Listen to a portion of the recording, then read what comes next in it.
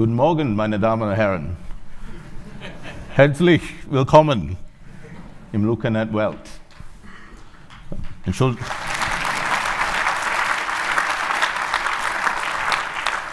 Entschuldigen Sie bitte, Herr Schmitz, aber mein Englisch ist nicht so gut. Ist okay? Kann sich ein bisschen Französisch sprechen, bitte? Bonjour, Madame et Monsieur. Bienvenue dans le monde de LucaNet. I will try and not butcher this in Chinese. Xiao Xiang Hao. Huan Ying Lai Dao LucaNet Sitier. And then Bahasa, which is Malay. Selamat pagi. Selamat datang. Tuan-tuan dan puan-puan ke LucaNet, Dunia LucaNet in Berlin. And I will try English now if it's okay, yeah? Good morning, ladies and gentlemen, and welcome to LucaNet.World. We have some nice pictures to show you, and I think here we want to talk a little bit about Singapore 1 year on. So as Oliver mentioned, I joined the LucaNet family exactly 1 year ago. So the first LucaNet.World last year was for me a huge eye-opening environment. And we have opened a regional headquarters in Singapore. And Singapore runs the ASEAN region, which means Association of Southeast Asian Nations. Okay, I'll show you a little bit more what that is. I don't know how many people here have been to Singapore? Or, okay, you know where it is on the map. We will show you. Since we can't take you there, we will actually bring you. We can't take you there, we'll bring Singapore here to you, okay? So, Singapore itself, what does it look like? So, many of you may have heard the words Garden City. So that's kind of what it's like. Very modern, high-tech, but very green. Multiracial, multicultural. So, sorry for all the languages, but an average Singaporean speaks 2 to 3 languages because you have to. You're just in that part of the world. And some crazy guys like me have to learn a few more because we travel a little bit. And you can see the food. This is another reason why everybody, I know Dominic is always visiting us here for a lot of HQ help, but we know the real reason, so we are feeding him well. And you can see all the different environments there. But what we want to, the main point I'm trying to make here is, what we're talking about is a part of the world that's very dynamic, that's very diverse, that's very vibrant. So most people, when you say Asia, of course everybody knows giant China or India. When you talk ASEAN and other parts, people don't know so well. So I'm going to focus on that. Of course, we have my colleague here, I think Shiran, who runs our China operation, as you saw, the MD of, and does a great job there. But I will focus now much more on the ASEAN market. So these little dots here you see, but I'll show you they're not as little as we believe they are. So that's Singapore. It's so tiny that you cannot actually even put the dot there. It's called the little red dot. But this is ASEAN. So this is the ASEAN market. So Singapore is there at the top, 5.6 million people. Maybe what, a little bigger than Berlin in number of people, I think. But look at the other countries and the other total states in there. Malaysia, Thailand, Indonesia, Vietnam, Myanmar, Brunei, Philippines, Cambodia, Indonesia. So can you see the big number there? 623 million people. 623 million people, these little red parts there.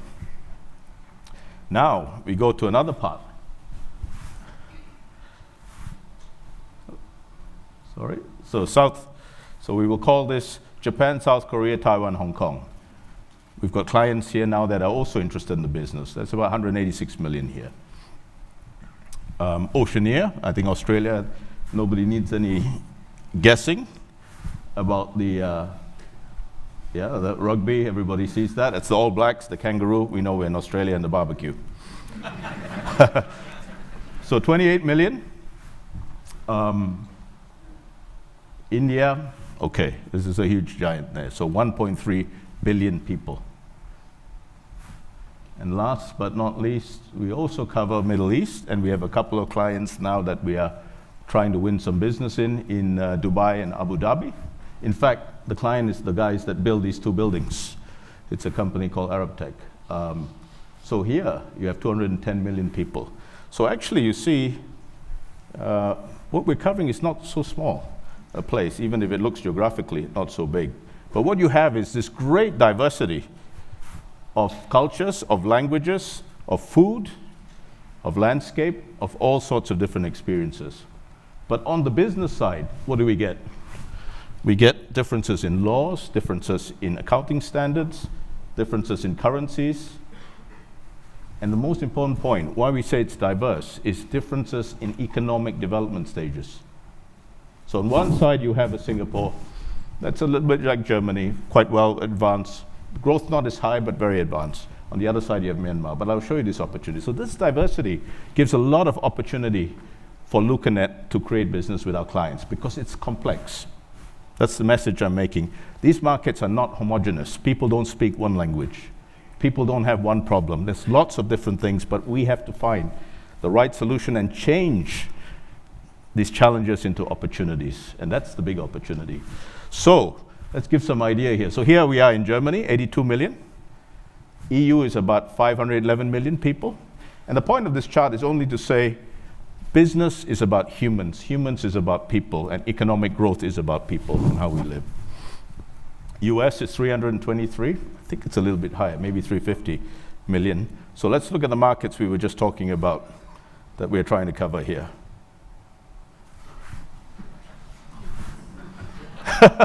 It looks like the decimal point is wrong there somewhere, right? Even I get a bit nervous when I see this number. So 2.4 billion people. And this does not include China that Shiran is running. That's another 1.5 billion on top. Okay, so I want to make this point.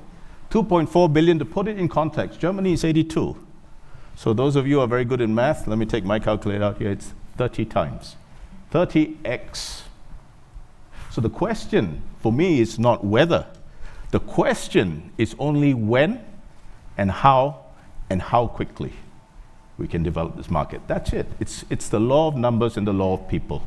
As long as people are alive, we have big business opportunity. So let's hope people continue to be alive with the good food. Now, I want to show you some of the diversity in economic development. So this is a GDP per capita chart. I think this comes from World Bank. Okay, so I suspect their numbers are reasonably accurate. So let's take mature markets first. Yeah. So France, UK, Germany, US, even Switzerland. So you can see on the other side, let's take now some of the markets we are covering. You have Singapore on one end. You have India, Vietnam, Laos, Cambodia on the other end. And then you have some in the middle. So this is the kind of diversity we are talking about, which is very unique. And this is the kind of diversity creates challenges which are opportunities for our clients for LucaNet. And we will show you some examples of some ways we are taking our LucaNet, our powerful LucaNet technology, and driving it into our international markets to service our clients. Two of our clients are here, by the way, the two CFOs. I will introduce them shortly.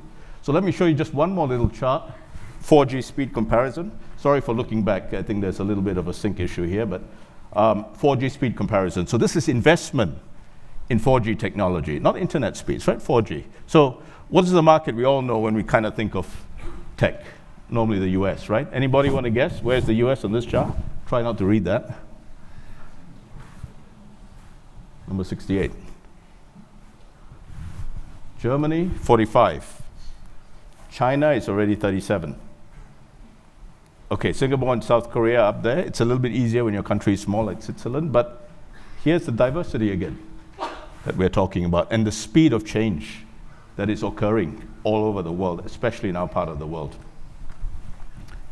So, actually, let's talk a little bit about things we are doing. So, in the end, in our LucaNet.World, it's about clients, it's about our brand and our technology, and of course, it's about our people, because we need people are our most precious resource to service our clients with our powerful technology. So, with our clients, what have we done? In Singapore, we are increasing numbers. So here you see some members of the team. That's one of our first clients we signed. In fact, Huang, are you here somewhere? CFO Huang? Oh, there he is. Right at the back. Okay, so that's the first client we signed, and you can see that together with me and Andy when we just opened the LucaNet office, and I think a Dutchman snuck in there. Simon Van Koppen, are you there now? Thank you for your help. Here are examples how we are always working with clients. We are increasing the numbers, we're increasing the size of the deals, we're expanding beyond the borders of Singapore. Here's actually a cute example of Andy and me presenting in an environment, actually a client's retail store. The CFO had no space for all the people to visit. So we said, okay, there's a screen here in the store. Is it okay? And she closed up the store, and we are presenting right here. It's a jeweler shop, right? And we won this client, by the way. So we are implementing now, as our team will show you later. So you can see we are working hard. We are playing hard. Some of our consultants get to play a little bit too closely with our client here. This is the CFO of Conergy, which I think is a Bayern Munich fan. And this is actually in the Singapore Stadium where Bayern Munich was playing, right? Yeah. And these are the clients we have won so far from the 12 months from today. Okay? So there are about 10. I want to just focus on the 5 very quickly. I know Dorothy is giving some time signals here to me, so I will apologies, but I'll try and make it fast. So Tao RX, CFO Huang there. This is a client that is one of the foremost, what would we call them, R&D unicorn biotech company in Singapore. It's a $500 million investment fund into the research of a cure to Alzheimer's disease. So and they're investing between 80 to 100 million every year on more than 300 projects to actually find the cure for Alzheimer's. And I believe Huang, maybe he will talk later in our presentation, but they're very close to the cure now. But the point was, in such an environment with these 300 projects, the ability to get budgeting down to details is extremely important because it's a lot of money, and the shareholders want to know what's happening with this money, right? Would you be happy if every year 100 million is disappearing? You want to know where it's going, you want to know how it's spent, what is the returns? And of course, when it's successful, this could be a multi-billion, 50 to 100 billion business. But this is what a unicorn is. So he came to us. Actually, he found us, myself and Andy, in day 2. We had just opened the office, and I went for coffee, and I bumped into him in the coffee room, and he said, I have this problem. So I said, okay, but we are LucaNet. We are here to solve it. And this became our first client. So Huang, thank you very much for your business, and we hope you are enjoying your trip here to Germany. Yeah. We have another client, Neo Group. So Neo Group is a food catering business, very dynamic CEO, and basically high growth company that is consolidating. He put his company in the stock exchange. He got about 30 million euros or 30 million Sing dollars. And he is every minute buying new companies to consolidate. He wants to take local food flavors in Singapore to the world. So what is he doing all the time? His organization structure is changing. It's very complicated to update always his balance sheet and everything. Here comes LucaNet to the rescue. We use Conzo too. And in fact, I think Gary and Hannes, and of course with Andy's supervision, we won this client. We not only presented to the CFO, she was so impressed with what LucaNet could do, she brought the CEO and the whole board, and we almost had a group as big as this. 40 people were in the room in our final pitch. Even I was a little bit nervous, right? But then, this is a very interesting one. So this is a new word. I only learned it 2 weeks ago when the FinTech, they had a big FinTech conference, all the big 4, PwC, and everybody was there, and they were talking. They used this word, RegTech. So I said, okay, FinTech, I know. What the hell is this RegTech? Regulation technology. This means the regulations that are now required because there are so many different systems out there, especially for the banking and insurance industries. And to align all these different requirements, the different authorities. In Singapore, we have something called the Monetary Authority. It's like your Bundesbank. They want to make sure such companies are always having the right liquidity levels, the business levels are right, so that you never get a collapse like what happened in the GFC. And here, when we presented, I think with the team here, the console she liked, she said, good, this is not my biggest headache, the CFO, she said. I have to prepare regulation submissions every month to this authority, and it was between 15 or 20 forms, right? Complex manual calculations took 3 times as long as to put the consolidation. So she said, can you do it? And in our LucaNet attitude, we say, we'll find a way. Give us some of your trial data.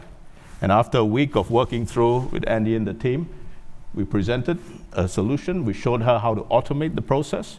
From these 3 weeks, it can be done now maybe in 1 or 2 days, maybe less over time. And we got the business. We got the business just before we took our flight here. So we're very happy to tell you about this, but unfortunately, we couldn't use that as an example to present.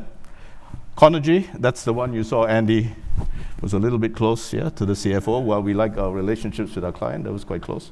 But they're an EPC business. So what does EPC mean? It means the planning is not a standard manufacturing cookie cutter business. It means that it is all the planning for the future is based on probability of winning new projects, new business. So the budgeting process is quite different to a standard one. Let's take the historical past, put some seasonality and add some growth assumption.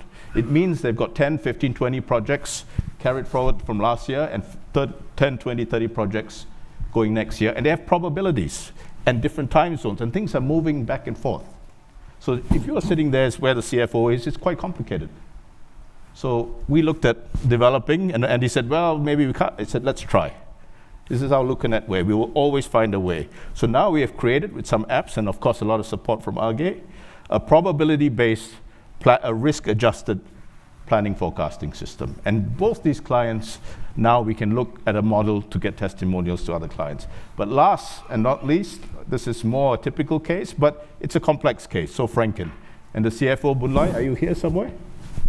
Yeah, there he is, the CFO of Bunlai for Franken. So here is a case of a client that's Singapore and Malaysia based, 35 entities, 15 countries, 12 ERPs, 10 currencies, 3 continents. Quite complicated. And of course, lots of other Excel sheets. And we are now creating an integrated model for these.